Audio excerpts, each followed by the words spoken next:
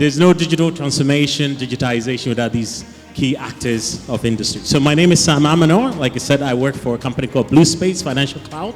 We're behind the infrastructure that drives the financial services ecosystem.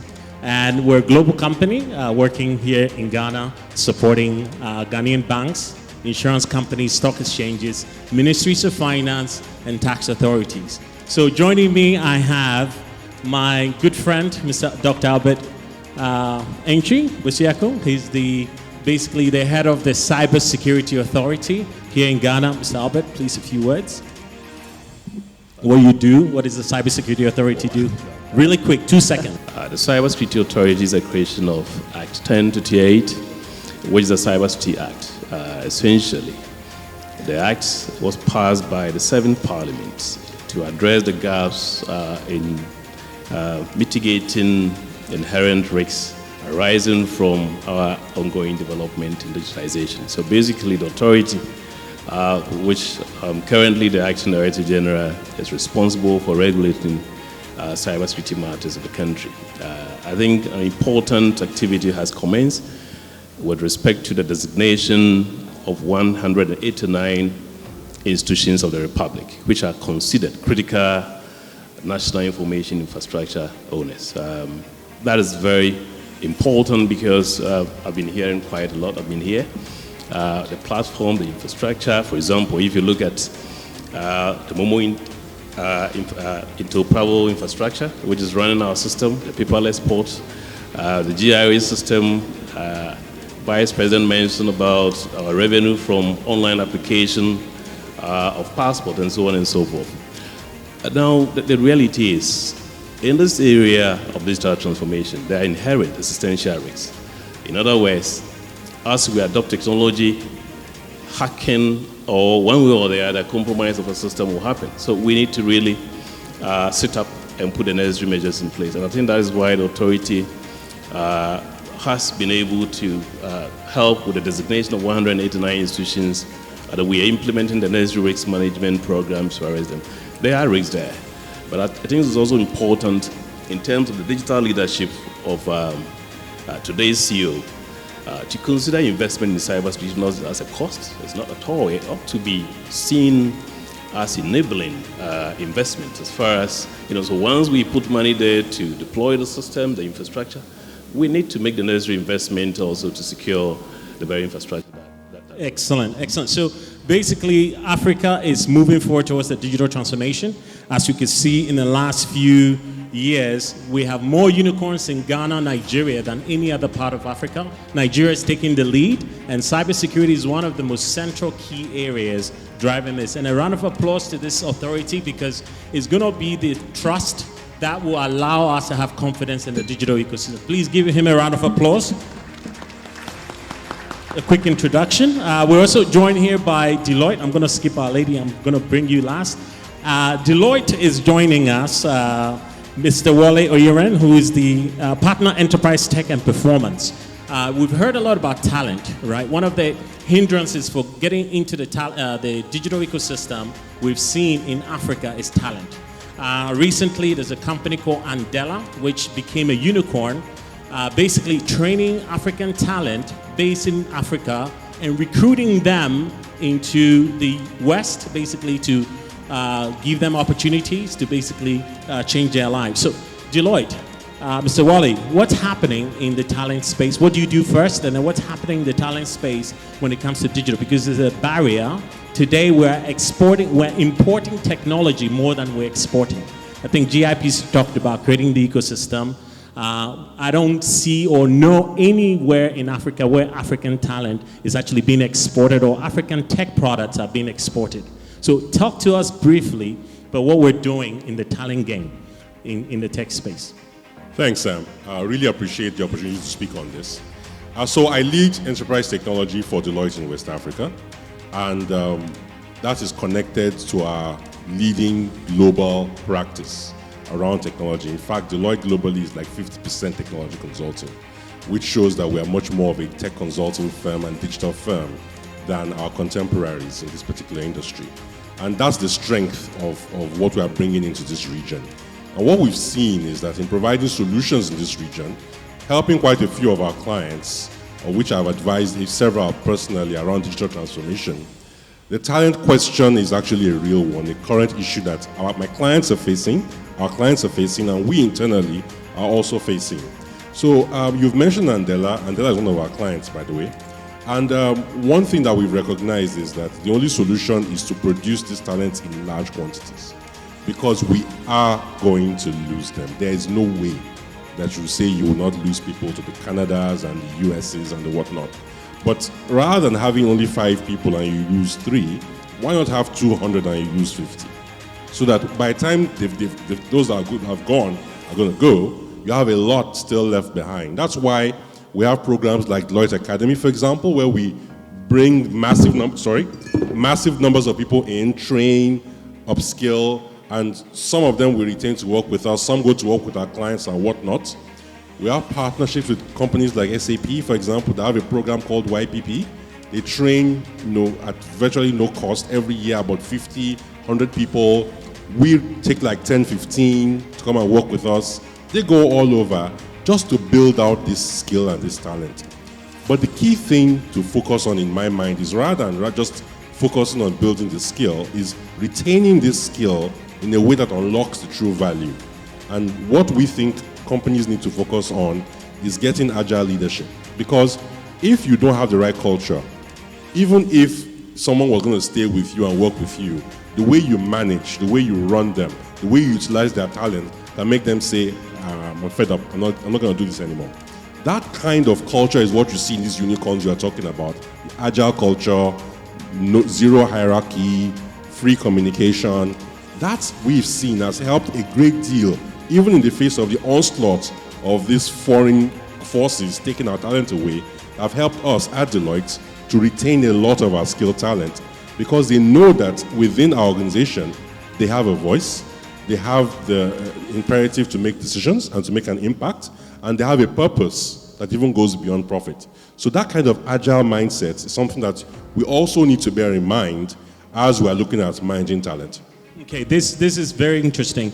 I'll move right into Frank Oye, who is with Margins Group. Basically, we're looking at the barriers to digital transformation for a country, right? We've talked about cybersecurity. We know there is an authority who oversees that. We've looked at talent.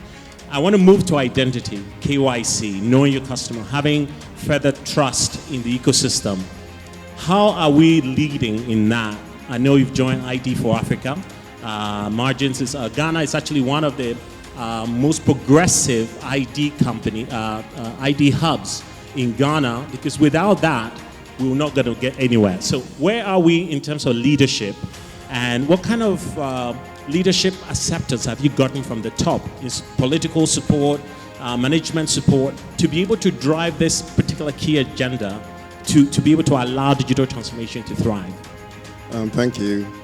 To put it simply, Margins' purpose is to make every African count, and indeed making every Ghanaian count. That is our business. We are into the identity business. And I'm sure all of you here are customers of the Margins Group, because when you have your national ID card, indeed, you are a customer.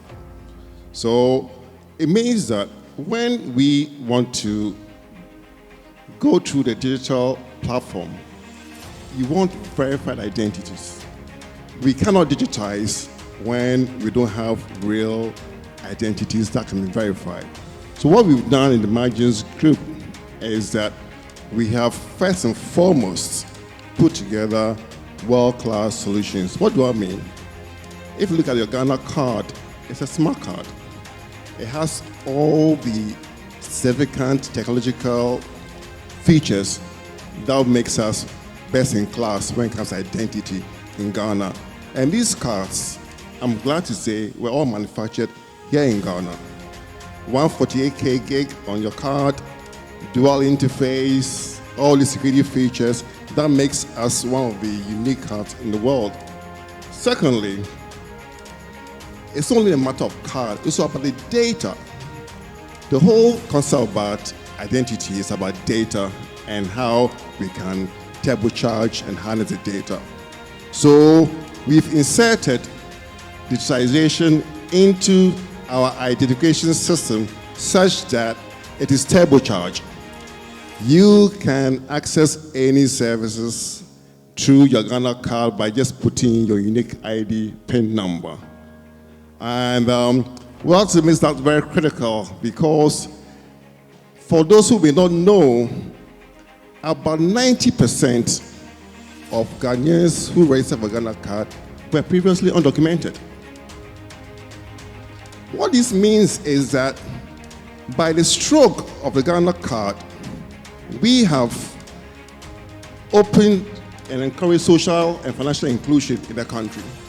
So I'm glad to hear the DG of GRA saying, oh, put your Ghana card, you can pay your taxes, SNAID, all these institutions have put it in place, which takes us down the road of data harmonization and data integration. What does that mean? It means that by virtue of your Ghana card, which is unique, we can actually tell whether you're tax compliant, whether you've renewed your driver's license, all the key social public policy intervention programs that are critical to the country. Secondly, apart from the solution, we also put in place a very critical business model where it's not only about technology, but also what business model would make it possible and even feasible in the country. We designed a public-private partnership with NIA, our partners, who have made us allocate our risks, also make sure that we deliver an efficient service that actually harnesses the strengths of each respective party in this public-private partnership. And I must say, this would not have been possible without the support of leadership of this country. They saw what the potential is. They actually have been very supportive of this project. It's not gone without these challenges, but as you can see, there's wide acceptance of the whole Ghana Card project. Everybody in this room, I dare say, has a Ghana Card in their hands. And we are looking forward to the next stage where we begin to verify and use the card for transactions in this country to reduce the risks and menace of fraud and also impersonations in the country. Thank you. Excellent, excellent. So without government, we can't do anything. Without ID, we can't do anything. This leads us to the next obstacle in our way for digitization, which is capital. And I'm joined here today with the DG of Ghana Stock Exchange, the CEO, Mr. Eko Afeje. So, Mr. Eko, you're the boss of the stock exchange. You're supposed to help us basically raise capital for key initiatives. Ghana has not raised a unicorn yet. We're hoping we'll get a unicorn soon.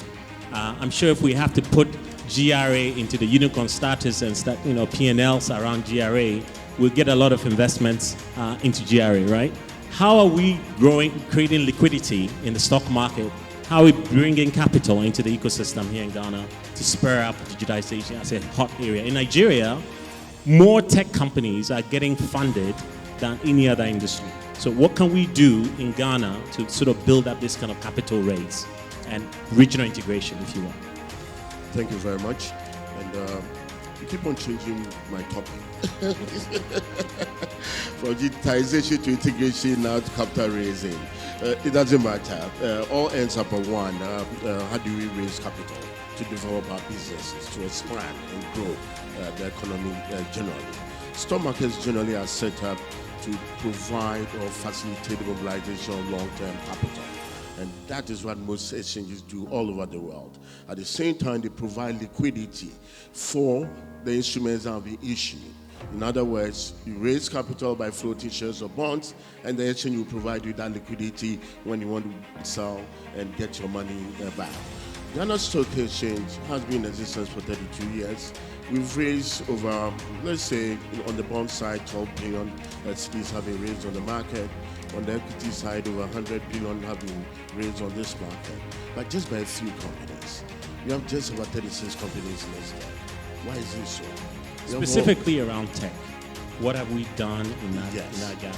So in order to be able to get around tech, which is their own thing now for exchanges all over, and also for economies, we do have some one telecom company on our market, we do have close collaboration with some fintechs in order to bring the doorstep of the exchange, to bring the exchange to the doorstep of the investor. But in terms of financing, what we've noticed that most fintechs are raising capital from outside the country. Most fintechs are getting equity funding from outside the country. So what can we do?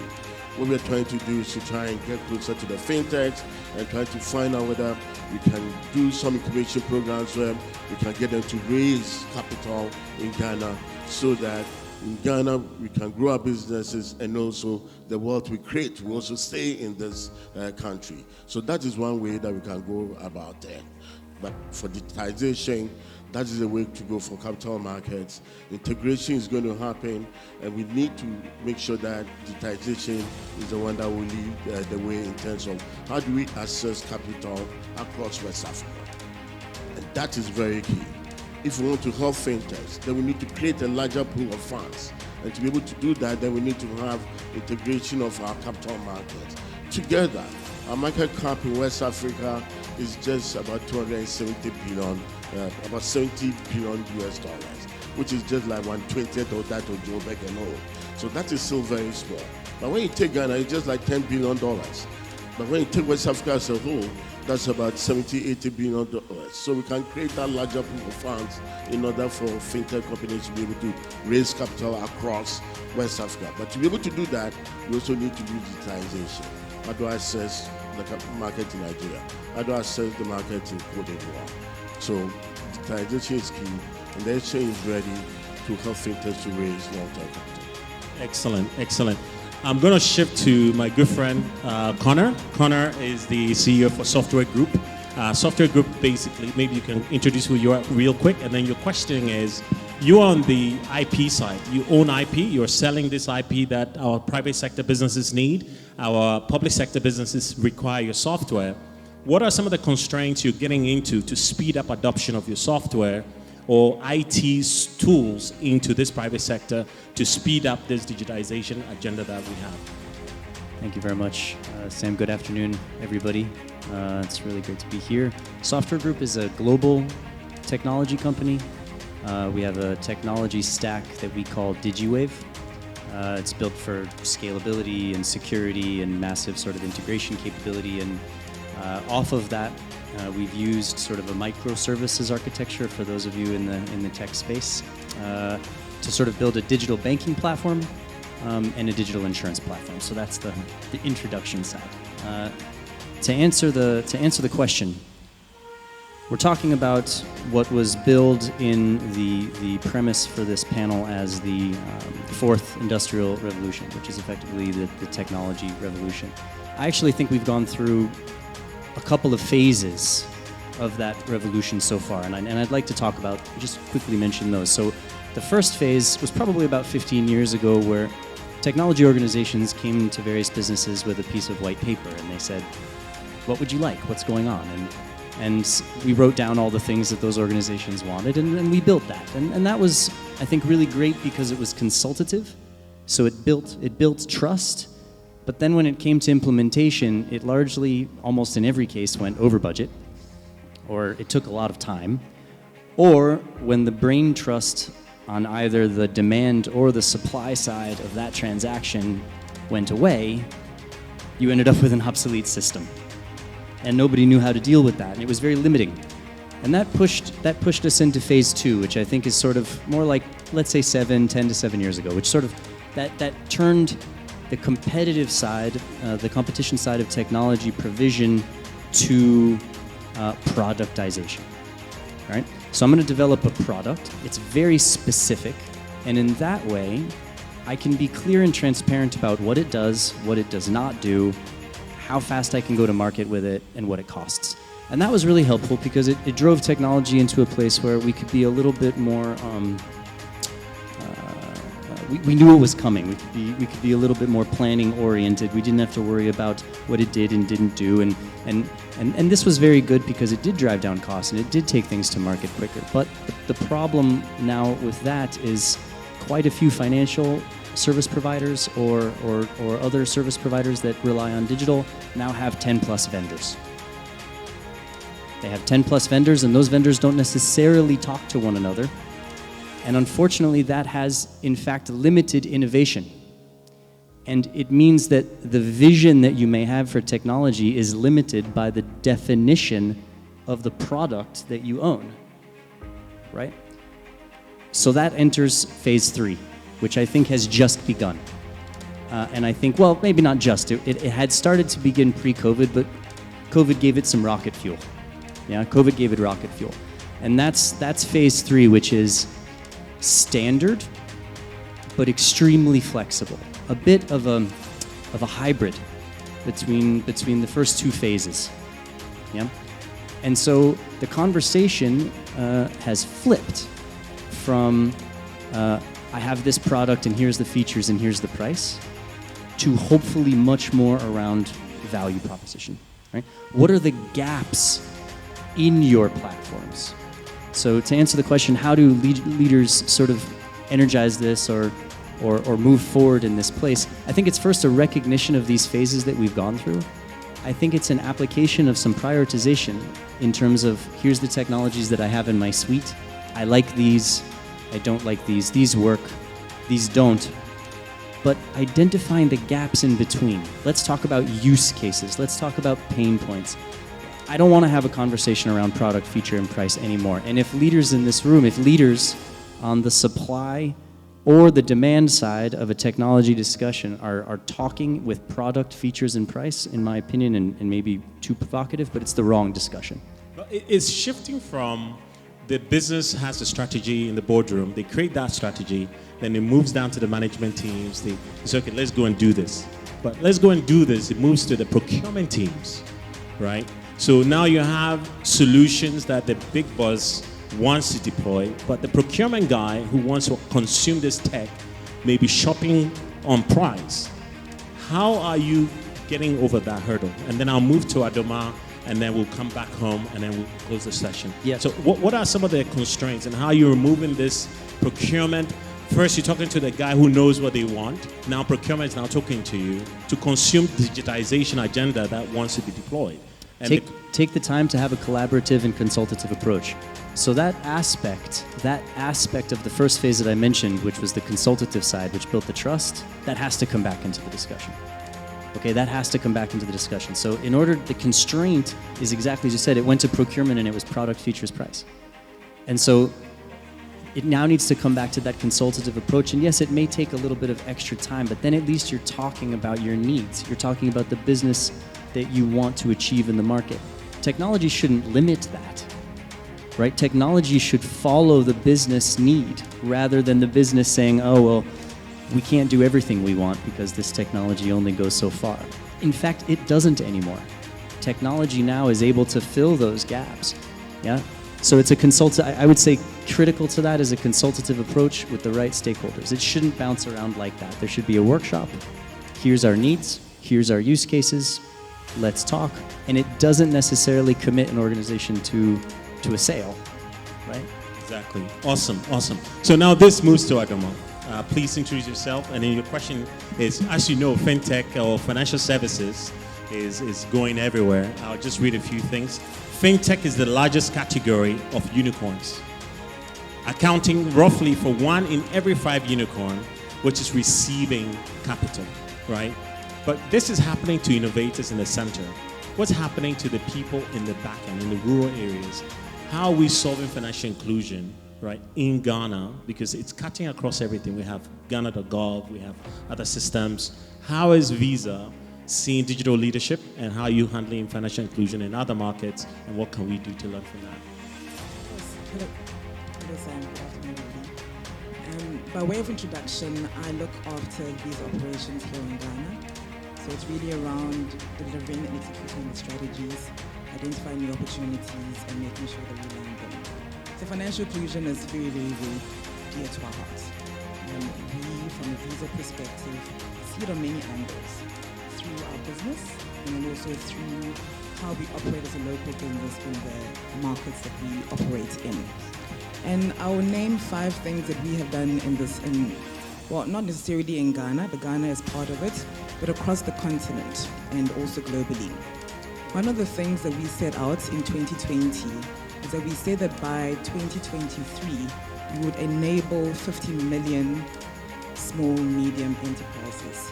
And as of January 2022, we had enabled about 24.8, so about 50% of it.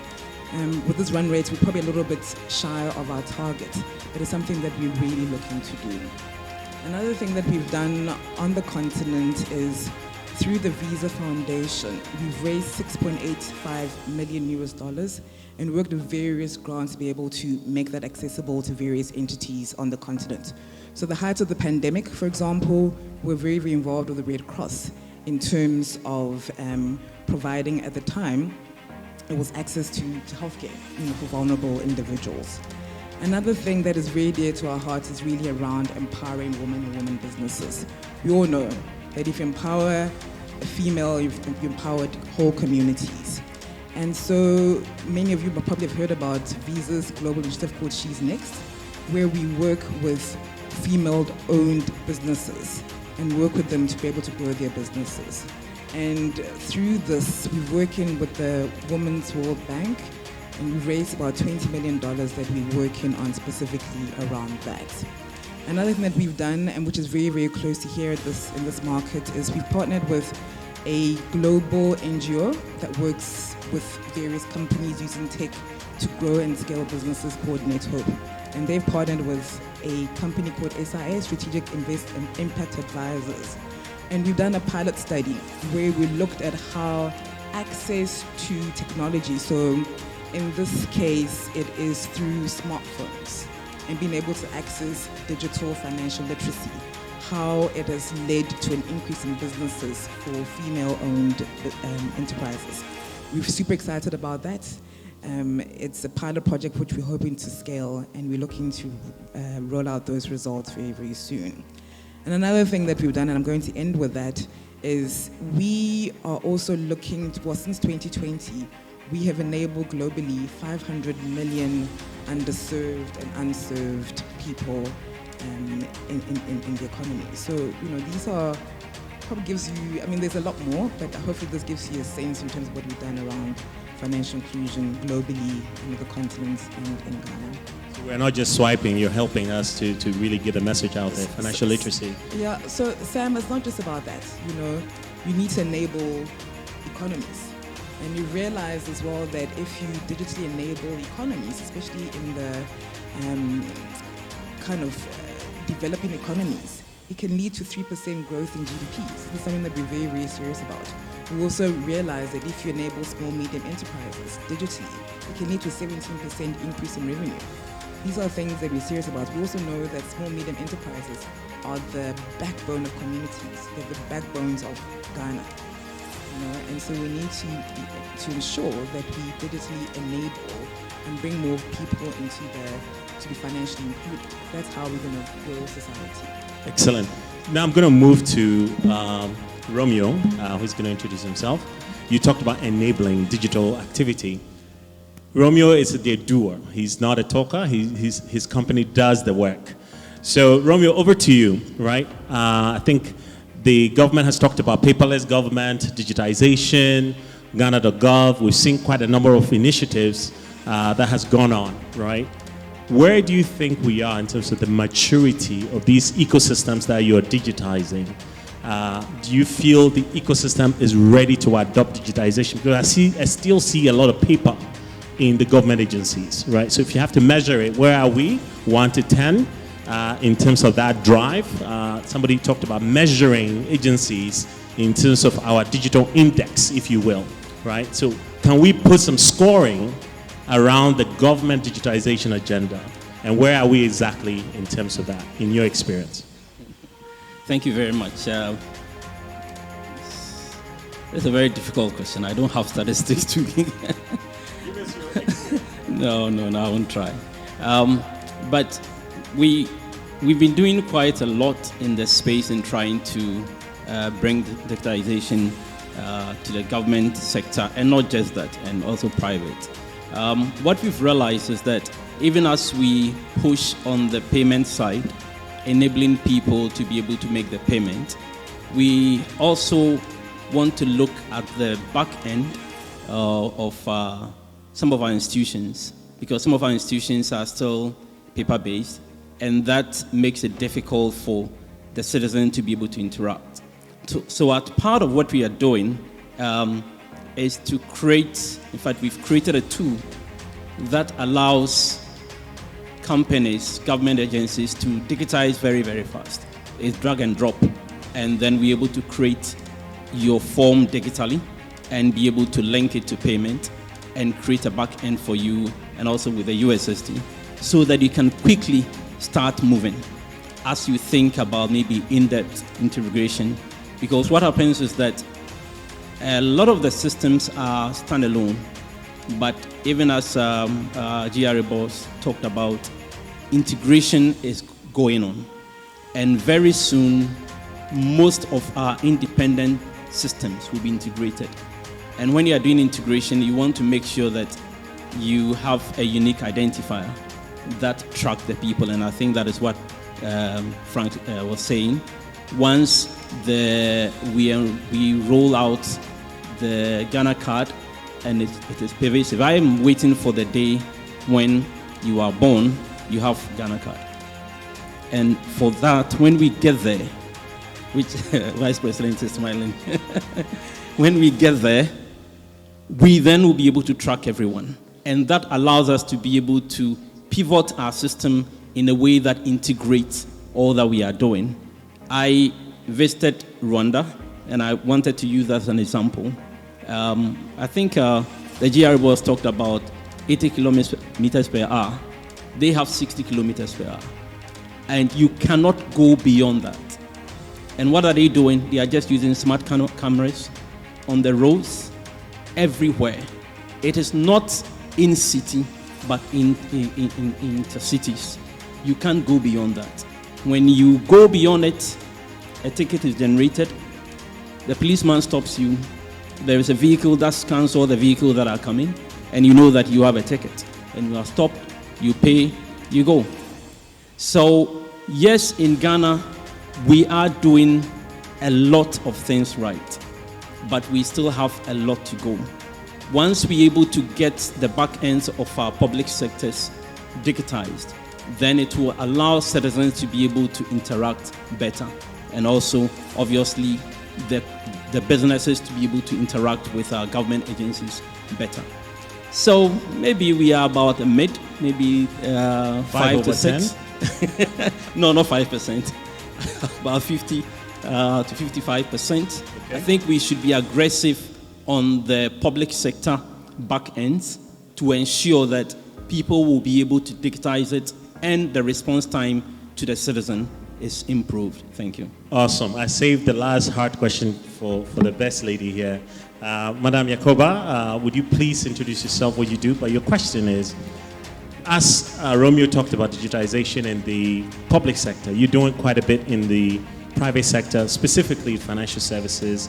What has been the experience, and what are some of the roadblocks you've seen in integrating software or IP into this financial services ecosystem?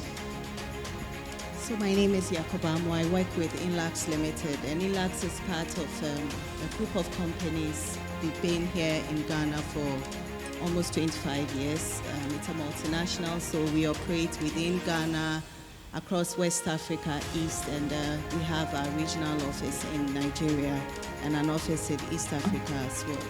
So Inlax, as you mentioned, we work a lot with the financial, within the financial sector, but not just with the banks. So aside working with a lot of original equipment manufacturers, we also have customized solutions that we work closely with our customers to develop, all in an effort to help them on their digital transformation journey. And specifically, we are very much known within the core banking space, but now it's gone beyond just core banking, but an end-to-end, ensuring that your front end, which includes the channels and all the other ways that the banks interact with their customers, are fully integrated and give a solution that the customer has just one view. He doesn't have to start a transaction on one channel and then have to go and continue and start all over. And we're working very closely with our OEMs to ensure that we deliver these kind of services to our customers. In terms of roadblocks, I think you kind of mentioned one in the sense that the business says, this is where we are going. You have spoken, you have agreed, you've worked collaboratively to agree that this is how we want to go. And then the procurement roadblock. It's one thing that keeps coming up, and we have to go back and ensure that the value that we are bringing, the solution that we are making available to our customer is highlighted for that to, for us to get over that roadblock. I think that on this digitization agenda, the best way is collaboration, because if you just stay in one area and say that because perhaps I'm a bank or I'm a service provider, I would ignore the other areas, you would not achieve end-to-end. And we've seen it in how the telcos are working together with the banks, and now even pushing further to ensure that we include everybody in the digital agenda. So thank you very much. One other roadblock which I didn't talk about, and the GRA boss is not here, 80 to 90% of the technology we use is imported from Oracle, Microsoft, Google, you name it. There is currently no incentive for the local ecosystem to build global platforms, or what we call enterprise software. So I'm appealing to the general public and the vice president and the team to look at how we can reduce the barriers of entry, so we could task the OEMs, as Yakuba said, so they can contribute more onshore to develop the local ecosystem, the startup ecosystem, the innovation hubs. So a percentage of their sales hopefully could be contributed towards the development of talent on ground. Last words, I think one of the key areas of investment that's also needed is cybersecurity. The skill set for cybersecurity is very low. If you look at Ghana, is growing in the cybersecurity adoption. So we need some investment. So it's your last words, and then we'll bring this beautiful panel to an end. I think it's just, you sum up some, that as we digitalize, we should consider as a complementary enabling intervention our investment in cybersecurity, and we'll be fine. Thank you. Collaboration is the way Collaboration. to go. The power of the ecosystem is something that we can never ever underestimate. But we need to invest in our people, and we need to invest massively in a very large scale, because the future is here. I would say don't sleep on data protection. It's probably coming in one way, shape, or form, and it will alter your technology setup and the way that you deal with your constituents. I would say measurement and evaluation. I think as a nation, we should develop our own digital index and then link that to our GDP growth to actually measure the contribution of digitization to the economy in all areas. Thank you. I would say building trust in the local fintechs, and so that we can take advantage of the growth that we are seeing in that space. I would say long-term capital can be raised in Ghana. The exchange has created 3 markets, 2 equity markets and a debt market, and fintech companies can take advantage of that and raise long-term capital. For me, I would say that economies that include everyone benefit. And so let's do what we can to make sure that there's more financial inclusion. Excellent. Ladies and gentlemen, thank you so much for listening to our high-tech talk. And Dr. Bosiako, Yakoba, Wale, thank you. Connor, Frank, Romeo, Doc, thank you. And my sister Adoma, thank you so much. I hope you found this informative. And we look forward to hearing more from you next time.